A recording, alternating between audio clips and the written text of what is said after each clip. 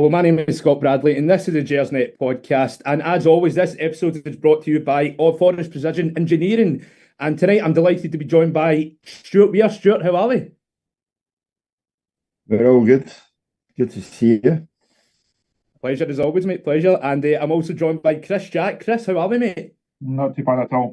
But looking forward to this one. A thrilling hour ahead after a magnificent 90 minutes this afternoon. It certainly wasn't an easy night to watch, but we'll dive right into it. And of course, Rangers beat St Mirren 2-1 at Ibrox today. Stuart, I'll start with you. Rangers got the 3 points, but they certainly had to work for it, that's for sure. But what was your take on today's performance? As much the same as my take has been on multiple performances this season so far. Rangers start most matches quite brightly and then just seem to lose their way.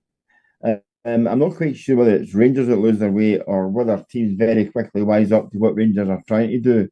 Hence the reason that Rangers maybe take a lead and then suddenly find themselves pegged back or find the opposition suddenly playing a different game.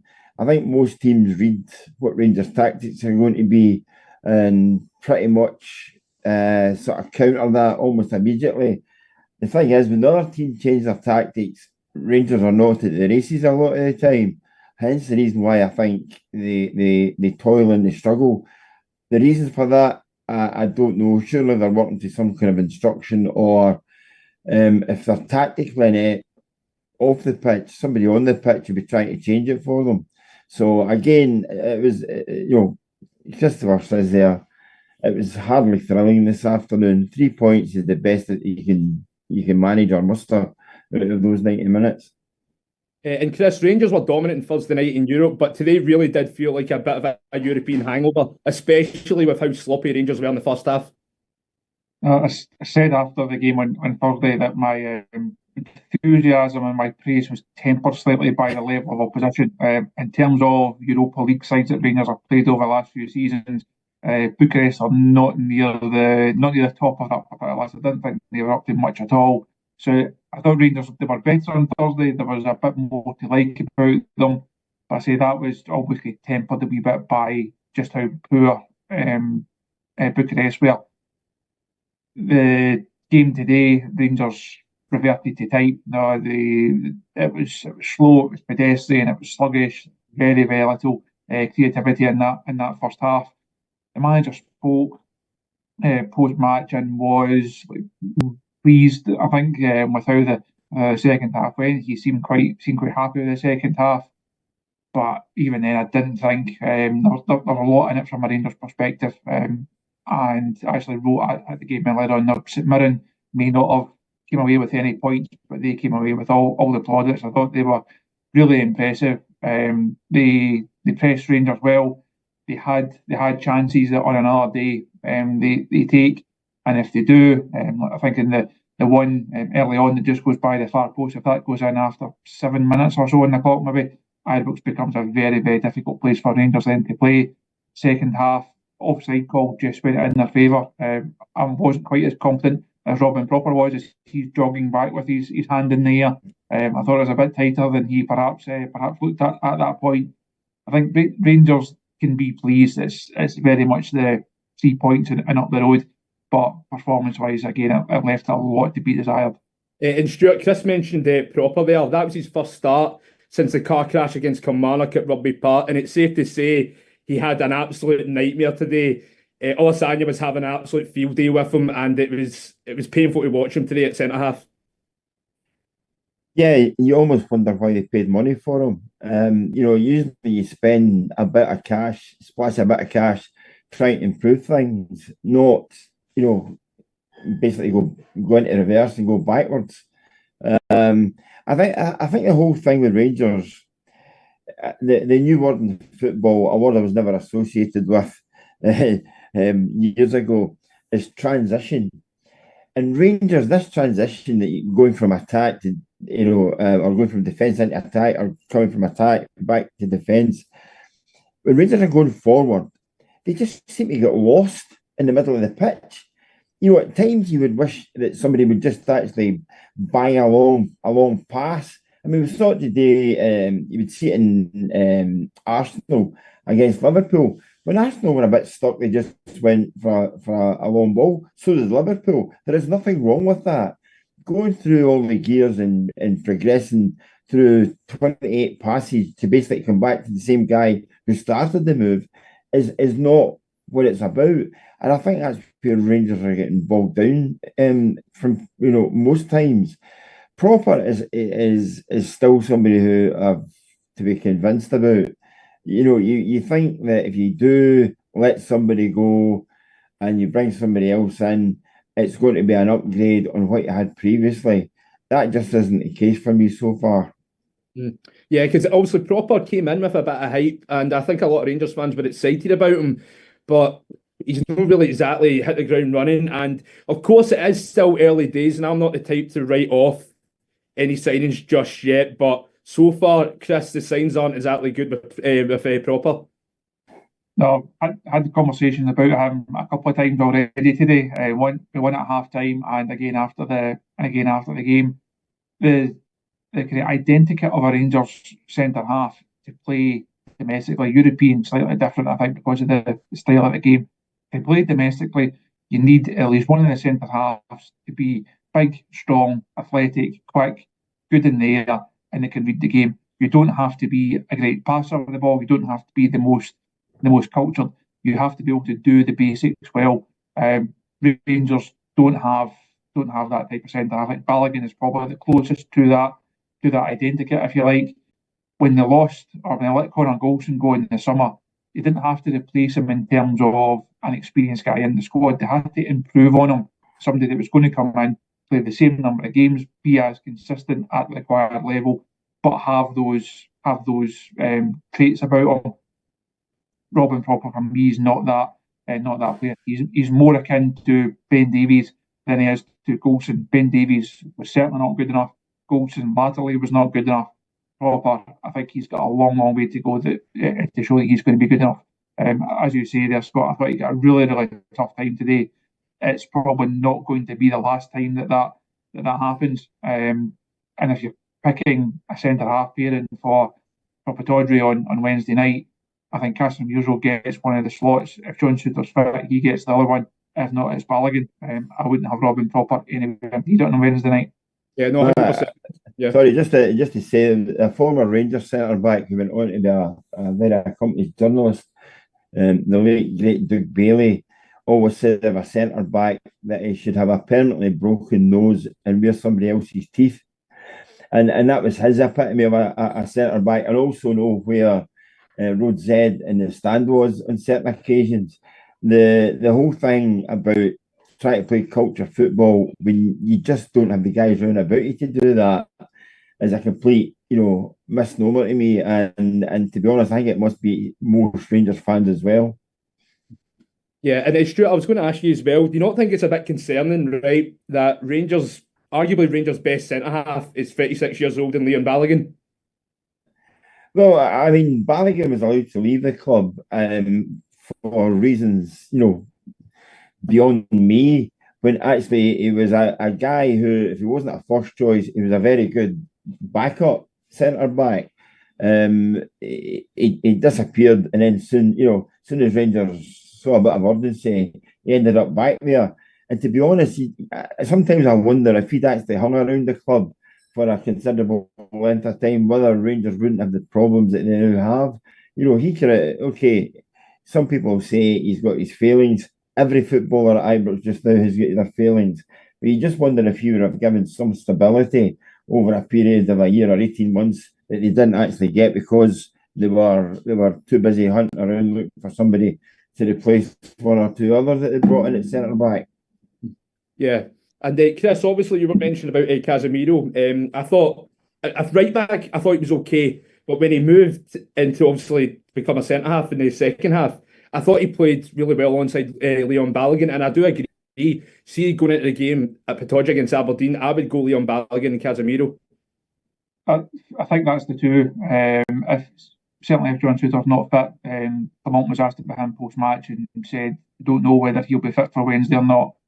He said that he'd been told by the fitness staff and the medical staff that if Shooter played, there was a high risk he would pick up an injury. So that's why he wasn't involved. I think it was good to see Casemiro at right back, because there's also the Tav question debate that has been ongoing all season and will ongo for the rest of the season. Rangers need to find out who the successor is going to be at right back, whether it's going to be Sterling, whether it's going to be Casemiro, whether it's going to be someone else. I think it was good to give him a run out in there. But as you say, Scott, I thought he was fine. He did well at right back. Not going to be a match winner and a game changer from there, but did his job fine. I thought Rangers looked better equipped to get through that final 10, 15, 20 minutes when you know what St Mirren are going to bring. You know the type of threat they're going to try and cause. I think Ibrox would have been a far nervier place if Robin Proper had still been in that centre half pairing rather than Casemiro in that end phase of the game. And then, Chris, I just want to touch on Diomande. He started in the number 10 position today due to obviously Lawrence being injured. And I think it's safe to say he has struggled a bit this season, but today he got a goal and he was getting into the right areas. But overall, how do you think he done? Fine, I think I would probably rank it as no better than that. Right place at the right time to get his goal. I think that's something that he should be doing more often. I'd like to see him pose more of a goal threat and pose more of an assist threat as well. I think, as you mentioned there, it's not been a great start to the season for him. That midfield three of Barron, Raskin, Diomande, on paper to me that looks the strongest one. If Clement, as we believe, he's definitely going to stick with this system. I think that's the three to go with. Certainly, while Barami's having to fill in on that left hand side due to injuries and other circumstances. So I think that's the three that looks the best on paper for Rangers. I would like to see it get more of a run out to see how good it can become. As I say, I thought Diomande was fine. Pleased for him that he managed to get his goal. Out of the three, I thought Nico Raskin was the best performance of the three, backing up what he did on Thursday night. And he was one of very, very few who actually confirmed that performance and kind of backed up the rest of them. As I said earlier on, kind of reverted to type. But I thought Raskin was good, and certainly of the three central guys, for me, he was the pick. 100%, yeah, I completely agree. And Stuart, I just want to touch on St Mirren's equaliser. It was a brilliant header from Gogic. She's a player that I've admired for a good while. But he's legend. He's a very good player, but it does feel like it's a common theme at Rangers where the Rangers just continue to concede goals from set pieces. It's been an issue even dating back to when Mark Warburton was in charge, but it just seems like Rangers cannot rectify it whatsoever. You have two ways of defending set pieces. You either do zonal coverage or you go man to man. And the thing, the teams that make it work actually use both systems. So you'll have guys covering certain areas. But if you look at all the really good teams, and even get back in Rangers history, if you look at when Rangers were really successful defensively and didn't give away many goals, you always had one guy who was going for the ball. You know, to use Craig Brown's comment, you had somebody whose head was like a magnet. And whether that was Richard Gough or Terry Butcher or Graham Roberts or whoever it might be, John Brown, you always had somebody who, when everybody else was taking up their zonal positions, you always had somebody who went for the ball and challenged for the ball. And I think Rangers, as you say, going back to Warburton's day, have just constantly fallen between two stools or several stools and just not done their job. And the reason you know people are not doing their job is when they do concede a goal, they all look at each other. Who should have been covering that space? And the reason for that is that people zonally wait until the ball, they don't try and get in the way of it or intercept it or make a jump. It's almost like they leave it to the other guy who's supposed to be there. And if somebody comes into the gap in between, all of a sudden Rangers conceding a goal. I don't know what the coaching methods is. I don't know who is explaining this to them. Whoever it is doing it is not doing it very well. No, you're spot on. And Chris, see when Iggerman came off at half time for Dessers, there was a few groans in Ibrox, but you have to admit, obviously Dessers certainly silenced a few critics today, just in terms of his performance by setting up Czerny for the winner. But have you ever come across a player more frustrating than Cyril Dessers? He certainly falls into the frustrating category. I'll give him that. At the start of the season, he certainly contribution-wise, numbers-wise, it was a lot better than it was at this time last year. I think Ike touched on that a couple of times over the course of the summer about that settling in period that he had. And he had an injury when he arrived this time last year as well. So I think the first couple of weeks, first couple of months, he did look better. But you always knew that when that scoring run stopped and when the goals dried up, you knew the criticism that was going to follow, because the flaws in his game are there whether he's scoring goals or not. We know that he's not the strongest, he's not the quickest.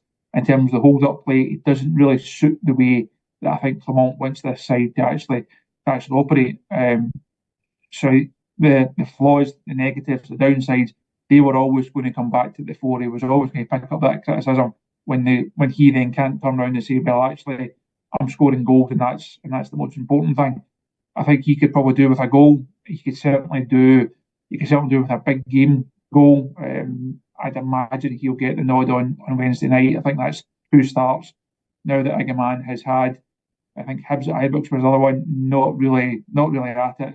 He still looks raw, still looks like there's a lot of improvement to come from him, hopefully.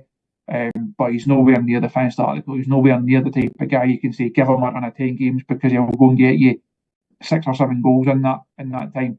That's not to say that you can bank on Dessers scoring 7 goals in 10 games either. But I think Dessers is still the more reliable option. And it was no surprise at half time when Dessers came out and he was the man for the second half. He missed his obligatory handful of chances. He had his obligatory handful of moans and groans at opposition centre halves and the referee. But for that winning goal, he did do well. He got himself into the box, held off the defender well, managed to pick out Cherney, thankfully, and so that proved to be the decisive moment. So I'm sure Clement will be pleased with that. But I think the reaction that the team line is going to get on Wednesday night when it comes out, and he's the man that's leading the line again. Yeah, and see towards the end, of course, Dessers was claiming for a penalty. Do you think it was? I've not seen it back in a true Football Manager style. I've not seen it back, so I wouldn't want to commit myself either way. No, that's fair enough. That is fair enough. But Stewart, obviously on Dessers, right?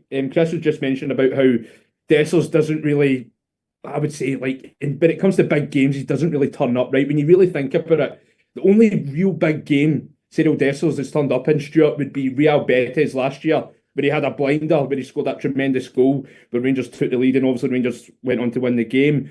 But when it comes to big games, Stewart Dessers, that's where he kind of crumbles a bit, and he doesn't really turn up. Your blinder bar is a hell of a lot lower than my blinder bar.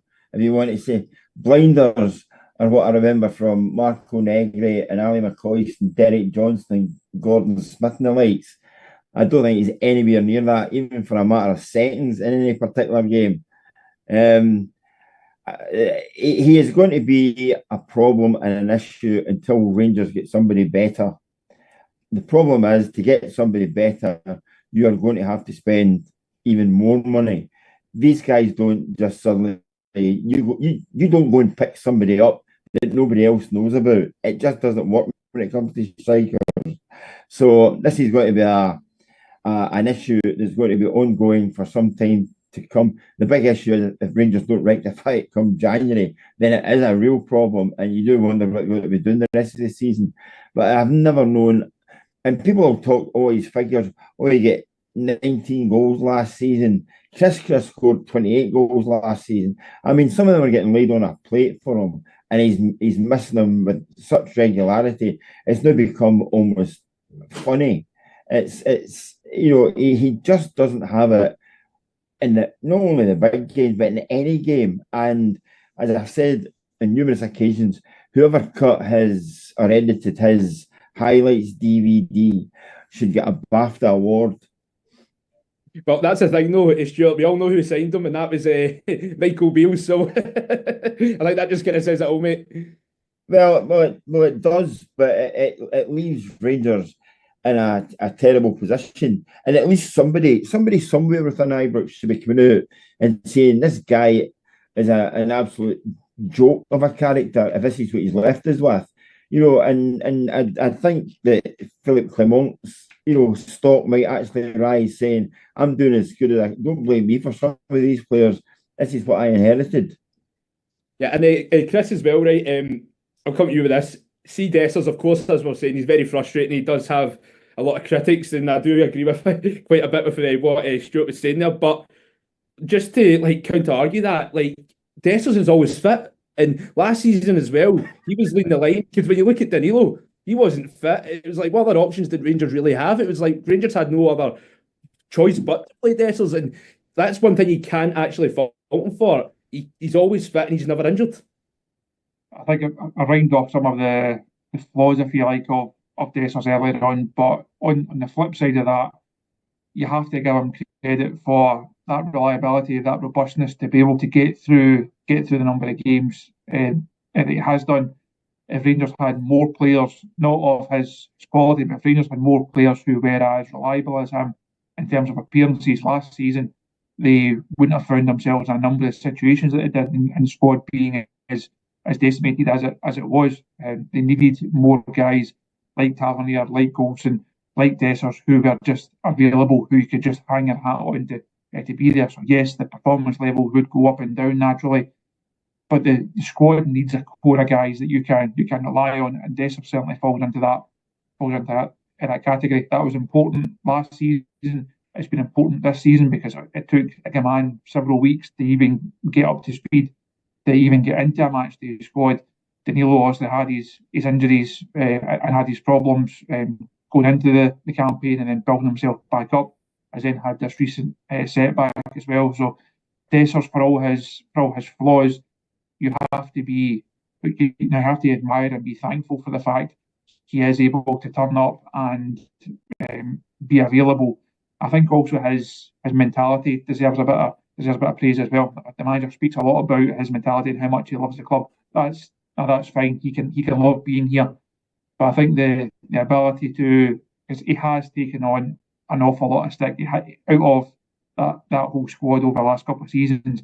It's really him and James Tavernier that bore the brunt of the fans' frustrations. To be sarcastically cheered off sometimes and be booed off at others, still keep coming back for more. I think that says quite a lot about him as a guy and as an individual. And again, I think he deserves a bit of praise for that. That's not to say he's perfect. That's not to say that he's the answer. But if he didn't have those qualities, Rangers would be in an even worse situation than they're actually in. And also, I just want to touch on Czerny, Chris. He's been on fire as of late. 5 goals in 4 games. Got the winner today. He got the winner today. And out of all the signings Clement's made in the summer, I think he's been the one that's really stood out for me personally. I think he just adds so much going forward.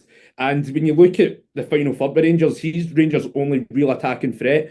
But would you say he's been the standout one that Clement's brought in from the summer? I would go Barron ahead of him, and I think Shefty probably takes that award for me, just because he's handled Shefty's handled the move, he's handled the new country, the new way of living. There's also a language barrier, and it comes into play with him as well. So I think he probably edges that particular award. It might be the only award that a number of these Rangers players are picking up this season, unfortunately. But I think he's been impressive. I think Barron has come in and done exactly what he had to. Czerny, for me, still flatters to deceive at times. I think you look at the goals that he scored, like the one in midweek, the ones against St Johnstone, certainly the one he scored against Motherwell at Hampden, and you know there's quality there. For me, it's just a consistency. Can he do that often enough? Last couple of weeks, it does look a bit more consistent, certainly in terms of the numbers. But Rangers need more goals to come from the likes of Czerny over the course of the season. We've just spoken about Dessers. Even if he gets to 20, where are the goals really coming from around this Rangers side? They don't carry enough threat. They don't score enough goals. You're not going to be able to bank on Tav getting 15, 18, 20. Those goals aren't going to come from right back. Nobody else in the defence is going to chip in with even double figures. So you're looking at likes of Diomande getting one today, Tierney getting a couple in the last few games, Barami has to get back involved, and you're then looking at Cortes coming in. What can McCausland do? What can Danilo and Agaman do? When it all adds up, Rangers are still going to be short. I feel I don't think they'll still have enough firepower in there. But you're looking at a likes of Tierney. I think he really has to continue contributing in that manner, because I think there's definitely something there. It's just whether he can bring it often enough. I wonder if it was actually, Chris, if he'd been slightly curtailed earlier on in the season, trying to play in that position with Tavernier behind him, and not quite sure whether Tavernier was coming inside on him or going outside on him. And I think you can almost see Tierney saying, well, this is my position, I'm going to make this for myself. Hence the reason why he finds it so easy, or has found it easier to come in on his left foot and score a few goals. I think that's maybe showing you that somebody's just said, no, enough's enough here. I'm getting pelters for trying to accommodate the captain. I'm going to do it my way. And obviously, talking about Tierney as well, right? See, when he first arrived, Stewart, he kind of struggled a bit.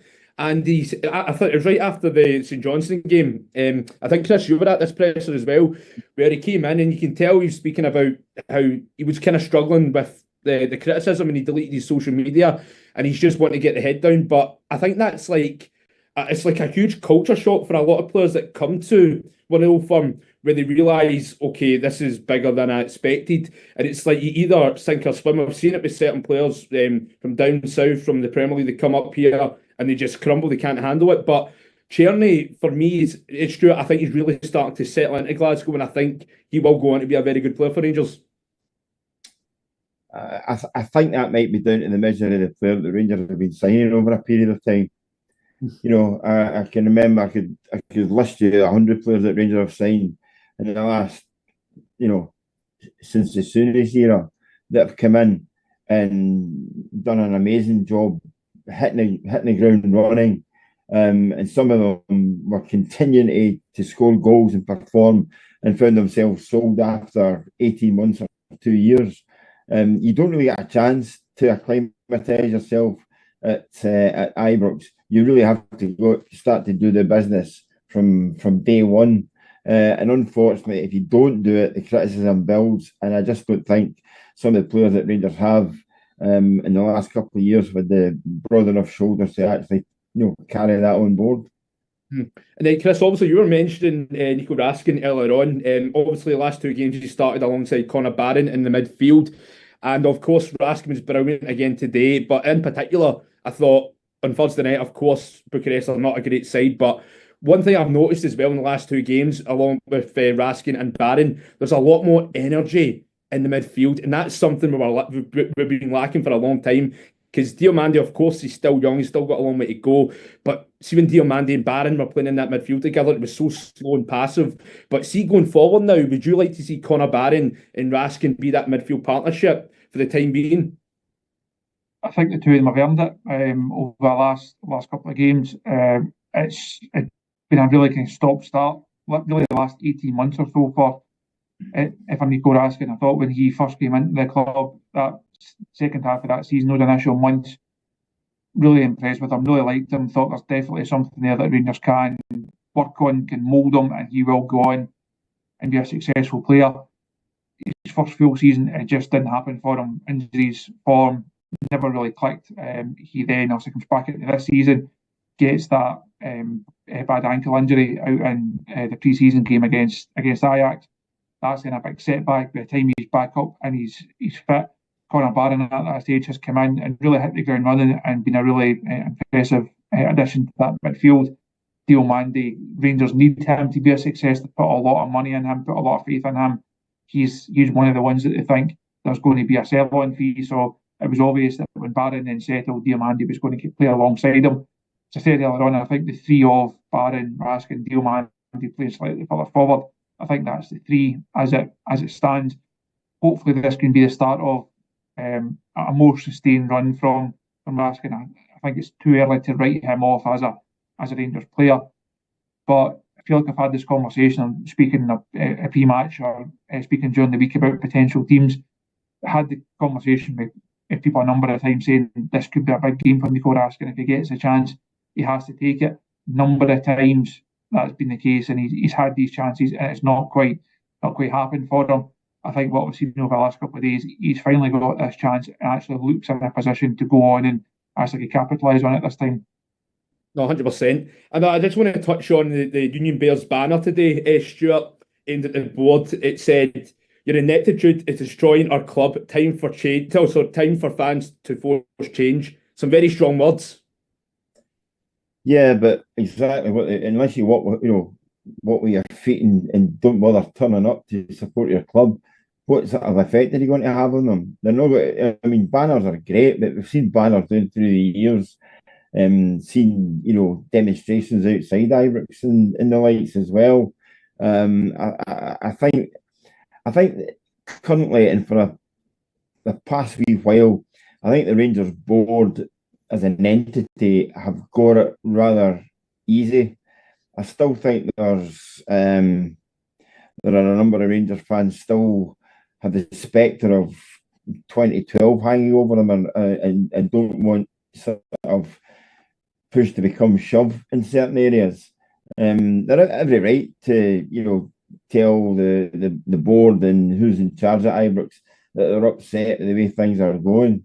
But it's one of these, unless one of them wins the Euro Millions some weekend and decides to invest, I would seriously, guard against that. Actually, go and spend it on a yacht or something.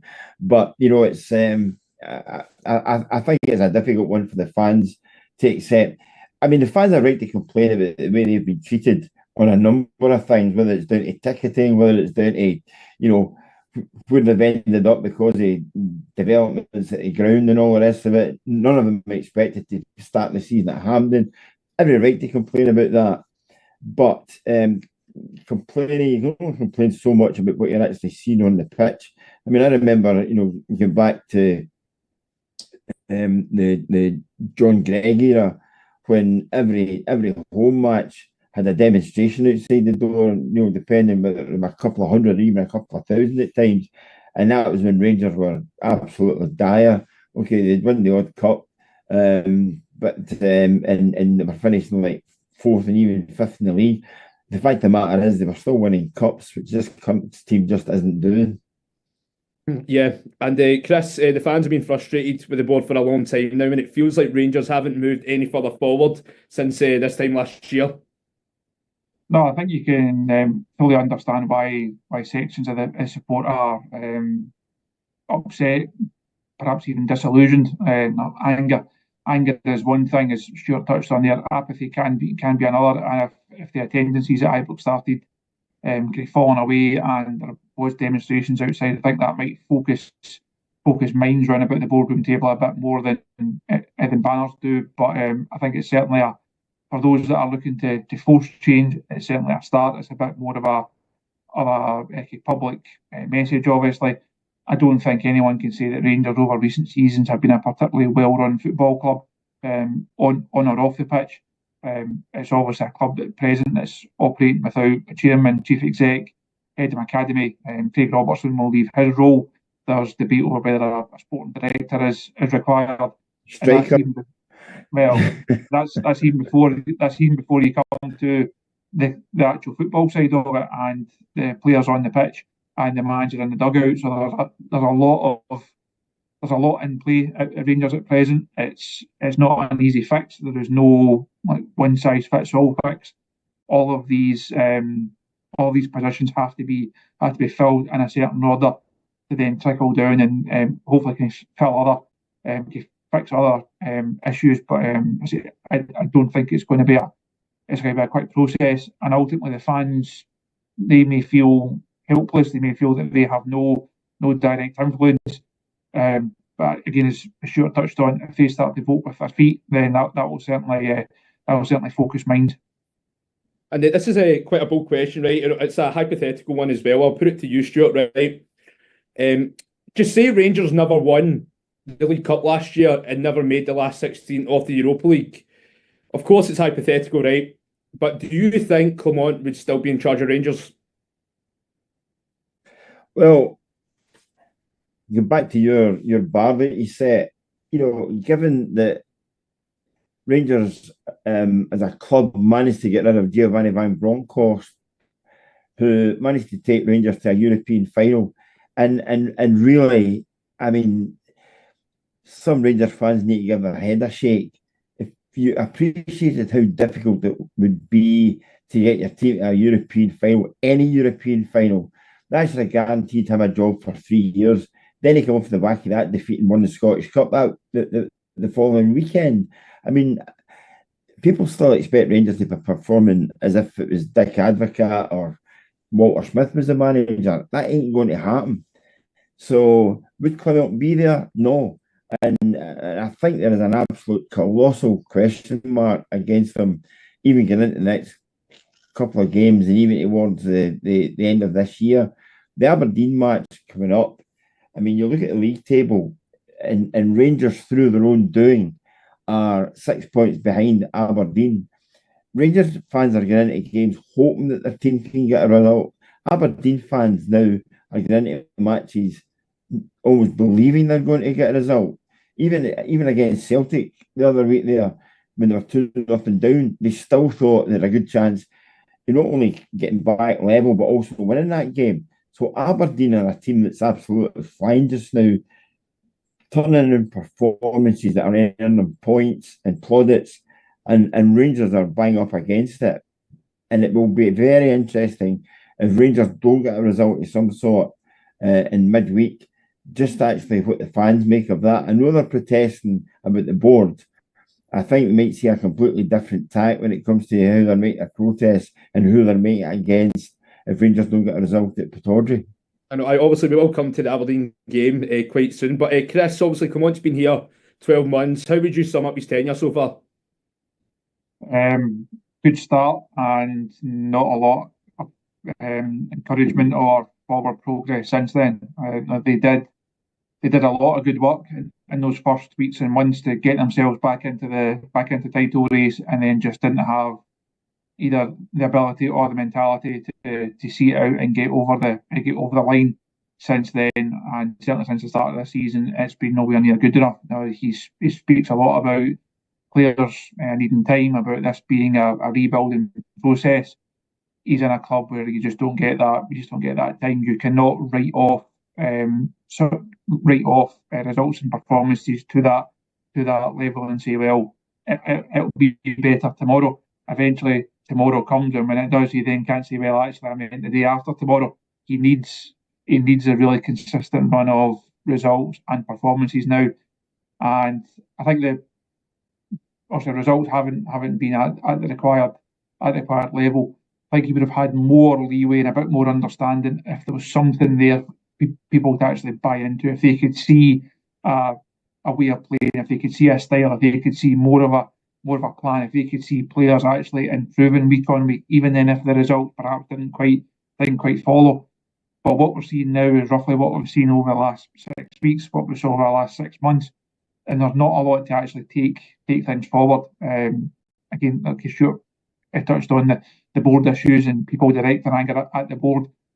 The two issues are completely separate but forever intertwined, interlinked.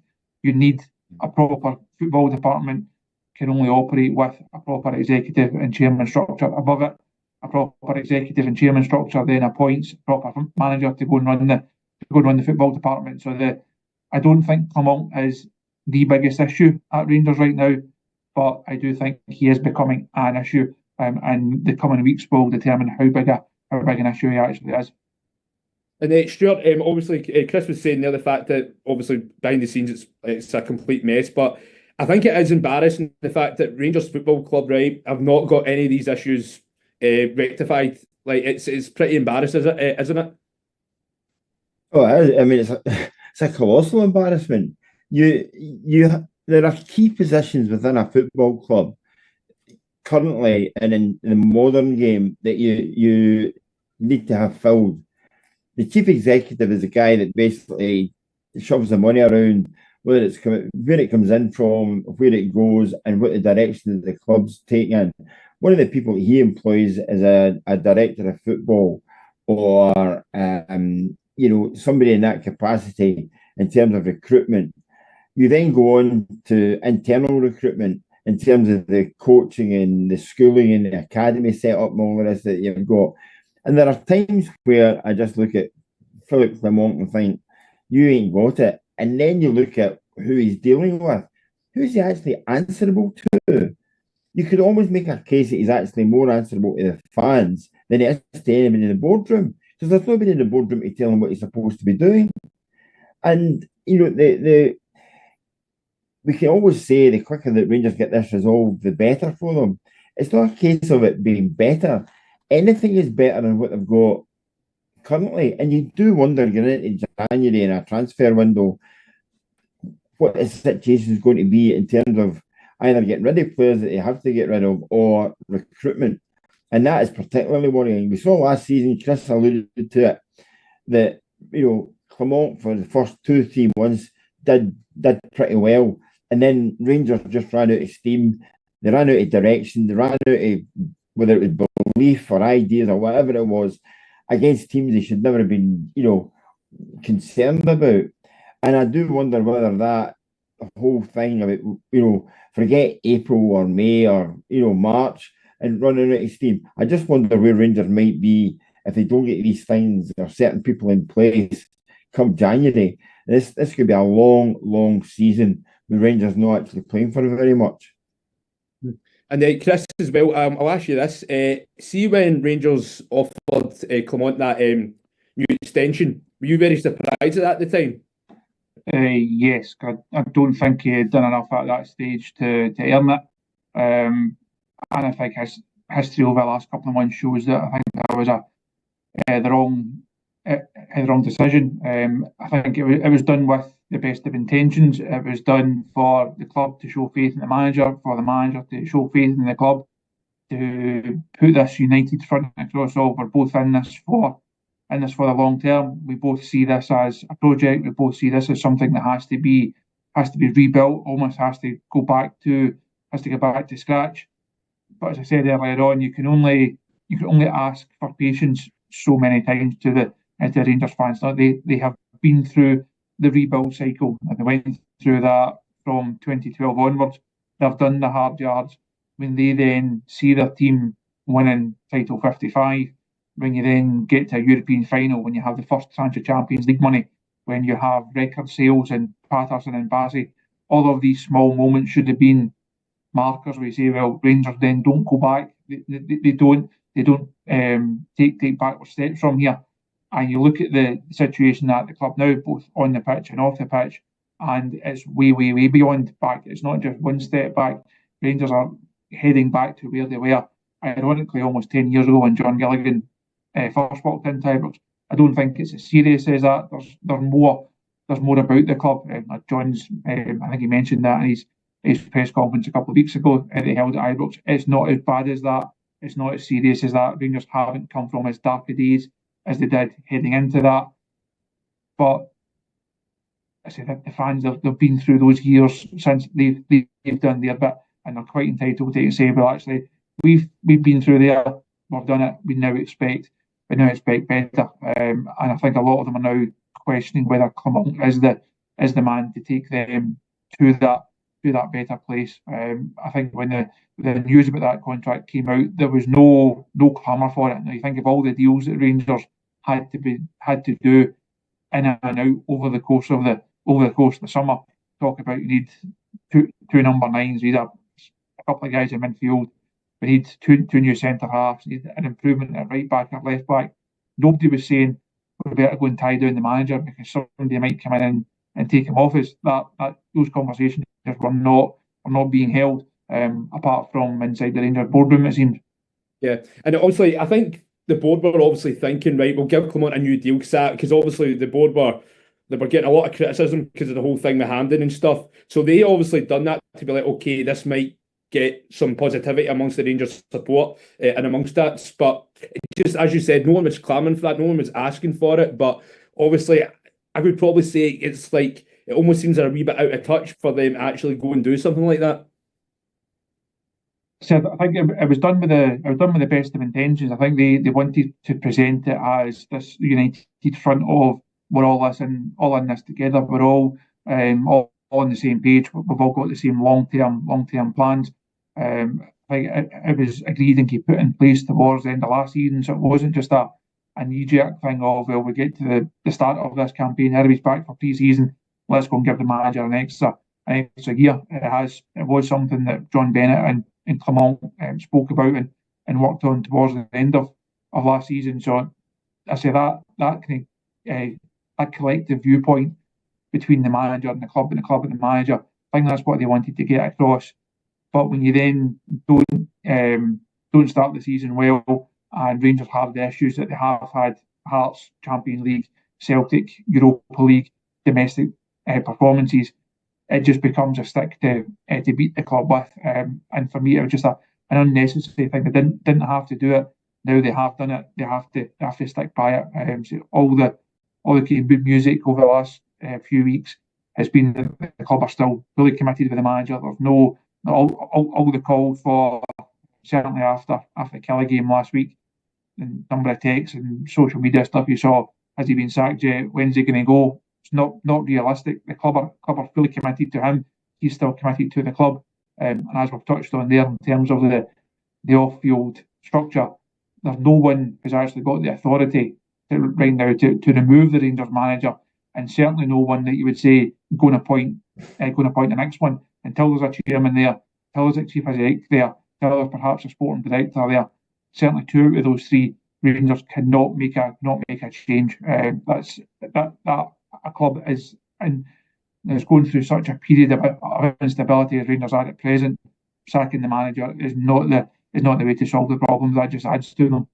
Rangers giving him a new contract was the equivalent of Christopher Jack Towers having a new games room, a jacuzzi, a hot tub, a swimming pool, a gymnasium, and you don't have a roof or electricity. You know what I mean? It's fundamentals that you need to do certain things, and Rangers don't have the fundamentals there. And you know, you wonder, and again, Chris will know this, there was no rumours, nothing, no clamouring, nobody phoning you up and saying, you know, from abroad saying, have you heard this about Clement, that he's on his way to, you know, Bruges or Anderlecht or, you know, wherever it might be, France or Holland. There was absolutely nothing. And suddenly out of the blue, whether it was a sweetener to keep him there because the Rangers board had let him down in so many other ways, who can say? But it's just one, as Chris rightly points out, it's just giving people, forget a stick. It's more a baseball bat to hit everybody with.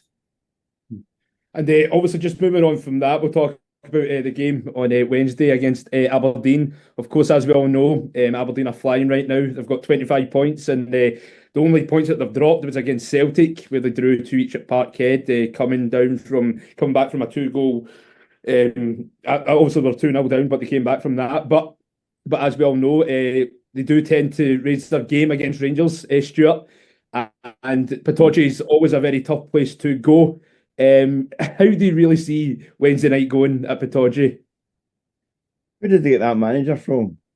How dare they go and get a manager who's almost instantly successful and giving people belief and clamouring for more or success. They're not clamouring for any seats because nobody goes to watch them still. But anyway, the fact is that Aberdeen, and even tremendously good Rangers sides have struggled at Aberdeen at times. And some occasions you go there and you take a point and you think to yourself, well, that's a vital point that we managed to take there, simply because Aberdeen were such a threat. This time around, it's almost like they could gift wrap a point just now in terms of being an early Christmas gift. Did they take that from Aberdeen at Pittodrie? I don't think it's enough though. I really don't. I said in Talk Sport the other day when we were on about the Arsenal and Liverpool games, the easiest way to make inroads into winning a title is to beat your closest rivals. And just now that's Celtic and Aberdeen, and Rangers need results against them. And one of the reasons that Rangers are where they are is that they haven't managed that at the first time of asking. Fortunately, in Scottish football, if you don't get a result, last week, you'll get one in about another 8 weeks or another opportunity in 8 weeks' time, given the fact that teams are so familiar with each other. But even at that, even regardless of how many matches they would need to play against Celtic and Aberdeen this season, you've got to start winning these games. And is there enough about Rangers now to justify that confidence? Personally, I don't think so. I think the people were looking as if Rangers had qualified for the World Club Championship by beating Steaua Bucharest. I mean, they're former European champions. I mean, they're a cheap imitation of the former European champions. And I think, hindsight's always 2020. Chris is right in what he said and what he alluded to even before the St Mirren game. Let's be a judge of what that Rangers performance was like in Europe against what Rangers do domestically, and it wasn't very good today. So I'd be concerned that we're going to Aberdeen. And then, Chris, how do you see Wednesday night going? Because I think it would have been a hell of a lot worse if Rangers drop points on Thursday and drop points today, but obviously they're flying right now, and Jimmy Tilleen is doing a tremendous job. They're playing some nice stuff and they're getting results, but how do you see it going? Difficult. I think Aberdeen is a real problem for Clement right now, because as Rangers manager, you're always going to be judged against Celtic. Now that's your barometer. If you're ahead of them, life is great. If you're behind them, life is terrible. That's just the way that is in Scottish football. To be 6 points behind Celtic at this stage of the season is not good. It's not insurmountable, but I don't think there's many that have faith that this Rangers side will be able to claw that back and then go on and win the title. Aberdeen are a problem because they're also 6 points behind them, and from a perception point of view, it's one thing being behind Celtic, and that's always going to be the worst. That's always going to be the worst thing in the world for the Rangers fans. But when you look at the job that has been done at Pittodrie, the way that side is playing, the results that they've picked up, if Rangers were to fall 9 behind Aberdeen at this stage, that's a very different type of question for Clement, because that's not a case of someone that you are matched with. Celtic also have greater financial resources, but that's not someone that you should be trying to compete with. Rangers should be a long way ahead of Aberdeen. To be 9 points behind them at this stage, that would cause the manager a real headache, and I think it would be difficult for him to try and talk his way out of that. And remember, Aberdeen sold their best player last season, and maybe their second best player in Barron as well. So you could say the new manager come in with fewer resources than they had last season, and he's done an even better job, which might tell you actually what a good manager he is. No, you're spot on. And Stuart, give me a prediction for Wednesday. Try and be somewhat optimistic. I think it'll be windy, possibly with rain in Aberdeen this week. I think if Rangers get away with a point, they'll have done well. Chris? If that's Stuart's weather forecast, we're going to look out in the big coat because it sounds chilly at Pittodrie. I think the best that Rangers can do to draw as well. I think there's a lot of questions about this side, and you mentioned there, Scott, that Aberdeen will be well fired up for this one. They're in form, they'll be in high spirits. It's a difficult venue for Rangers to go to at the best of times. There's far worse Aberdeen sides than this one have caused Rangers problems over recent seasons, even far better Rangers sides than this, obviously. So I think it's the stance that Clement can never say. He'll say we're going there to win and we believe we can win. But I think if you offered him a point, he would probably take it. And we're saying that about Rangers taking a point. Unlikely as it is, this is probably the game that Rangers actually go to Pittodrie and win 4-0 or 5-1 or something like that. And all of a sudden, everything that was said and thought is completely chucked out the window, and you're on to the next game. But come the next game after that, you're still wondering, well, was that only a flash in the pan, or was that just a freak or a fluke? No, I'm glad Chris for once agrees with me. Never always used to agree when I had to sign his expenses, but that's another story. But I think a draw is as good as it might get. Yeah, I think just with the circumstances right now, I never thought I would say this, but a point wouldn't be the worst result just due to like what's going on. But I'm going to be optimistic. I'm going to say 2-1, James Tavernier, last minute winner. Don't you ever come on here drunk again.